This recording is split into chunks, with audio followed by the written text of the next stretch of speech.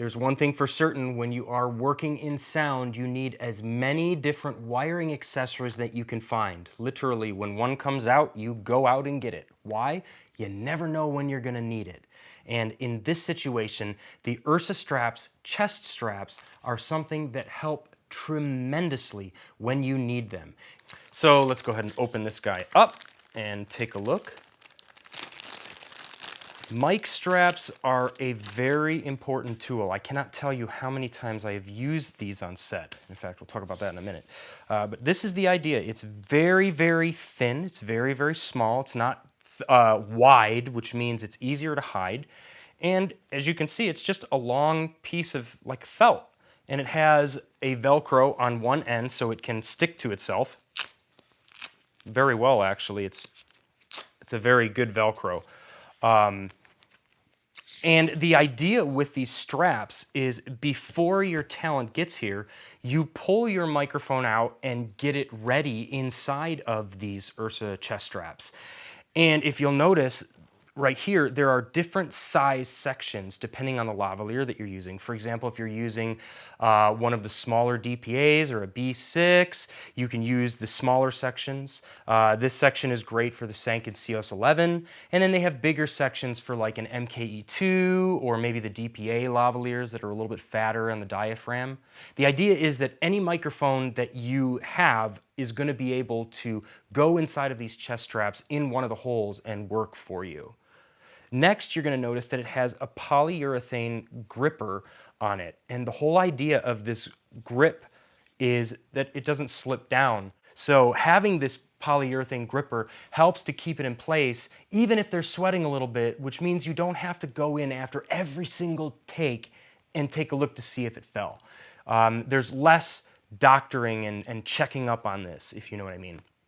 So the next thing you'll notice is that there's a section, there's actually 3 sections that allow you to hide the microphone cable on the inside of the strap. So instead of just putting the microphone in and then having it dangle down the side, you can put the microphone in and then bring it up and run it along the inside, which helps to keep everything a little bit neater and uniform for your talent. It also minimizes the risk of having the cable bulge around the strap. The whole idea is that you want to have the strap be as minimal as possible. If you can physically see the strap on the shirt, then this isn't going to work. And I'll be honest, there were a lot of products before this guy came out that had problems that they were being seen because the material was just too dang thick, or it was a different color, or it had a special type of clip. And the whole idea is that they weren't hiding as well. I worked on a show called The Finder, and this guy always had this super thin t-shirt, and he was very, very hairy. And so the problem is that every single shot, when they were looking front on, I was able to use a lav strap because these didn't exist at the time. But then, when the camera turned around and came on the back of the talent, I had to take it off every single time because they were seeing the ring around the back of the talent. So when you use these, you just have to make sure that they are never going to be seen. You're going to have less of a chance of seeing it with this guy because of how thin it is. I mean, look at that. Even when you double them up, that is about half the thickness of what one of the straps of the old guys used to be that made these. To be honest, I don't even remember the manufacturers. It doesn't matter. This is a much better product. So let's go ahead and put a microphone in. I have a Deity V-Lav here that I am going to take the foam windscreen off of and the clip. So what I'm going to do is, for this example, is I'm going to push it through, and then I'm going to screw this back on, because that way I'm not, bulging out the pocket too early. When you do this, be careful that you're not, threading it on incorrectly.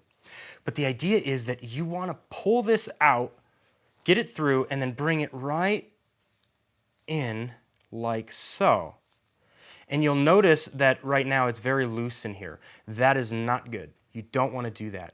What you want to do is you want to get some sticky joes about the size of a grain of rice. Literally, you put a little dab of sticky joes on the end of your finger. And the idea is that you stick it onto the diaphragm of the mic, put it inside of the strap, and pinch it right there. And the idea is that when you let go, that pressure sensitive Sticky Joe's is going to hold it right in place, right where it needs to be. And then from there, we would obviously just have to get to the end of the microphone. This is a super long cable, so this was actually not a great example, Lav, to use. But then you're just going to take this and start pushing everything through. Now, like I said, this isn't a very good lav to use for this because of the fact that it has the power supply on the end of it. But if you had a transmitter that you had to hide on somebody, you could run the connector right through all of these and then attach it to the transmitter and you're good to go. Some people will even add an additional URSA belt underneath that allows different pockets for sized transmitters. So when you're done with the chest strap, you run the cable around the back and then drop it right below, and you can put it inside of the belts as well that they have. That way everything is around their midriff, and if they're doing basketball moves where their shirt might move up a little bit, you don't have to worry about like, oh my God, did they see the lav? Did they see the cable? Because you're, literally connecting the upper body to the bottom part of the human and attaching a transmitter to the pants. That's not a really good idea if the shirt is free moving. The best way to do it is to get everything up higher. Even with women, what we do is we clip all of the transmitters and stuff into the back of their bra. If this was strong enough, we could clip it, but it's not really meant for that. These URSA chest straps are meant for the lavs to be put into the optimal position. And with the polyurethane straps, they don't fall down. Then from there, you use one of the belts, put the transmitter in, and you're good to go.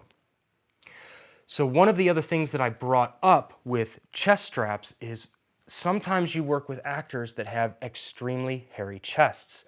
And when you have that situation, you have to do something. Because if you have a microphone that is in your chest strap and it's right here, and all you have is just a rat's nest of hair that keeps scratching on the microphone, well, it's obviously going to sound horrible. So what do?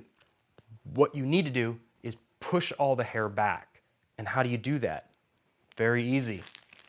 URSA makes some moleskin, and you don't have to use this URSA moleskin. You can use regular moleskin too, but I love this because of how soft it is. I don't hear the hairs as it scratches on this. And the idea is you don't need to use a whole piece. I'm going to use one just for you to see what I'm doing.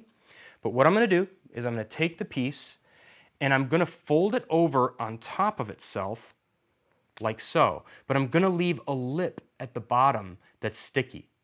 And the idea is that I am going to put this on the chest strap right where the microphone goes. If you notice, I'm literally doing it over the top of the microphone like so. And the idea is that I would show you on me, but I am not a hairy guy, so this is a bad example for a hairy chest. But when you do this and you put that down on your chest like so, you'll notice that that moleskin is creating like a square border around the lavalier. And the idea is when doing this, it's going to help to basically push all that hair away from getting to the lav. Now, I'll be honest with you, I generally don't leave it rectangular or square like this. What I like to do is I like to cut it into like a hemisphere. So I'll cut the corners off so it's a little bit more rounded. And like I said, I'm generally not using this lavalier either. The lavaliers that I'm using are generally Sankins or DPAs. They're a lot smaller. So the idea is that it's a lot easier to hide. You don't need such a big piece in order to do this. But if you have people that are working out, you got to use chest straps. And if they have hair, this is a really good way to get it off of the mic. Now, yes, you could push it farther into the chest strap. I don't recommend that. Why? Because as they breathe and as they move, the chest strap can stretch. And I don't really hear it, but what you could hear is the hair and the skin being touched and moved if this starts to stretch. Like if you hear my fingers like that, you might start getting noises like that into your recording if you are doing things like that. So I wouldn't recommend that, so to speak. But doing things like this with the moleskin to protect the microphone and to create a border is going to help tremendously. So I hope this helps. Thank you, Jared Elkin, once again for spotting and recommending me to make this video for you guys. I hope you learned a lot. And if you like these, please subscribe to our channel and we'll make more. Take care.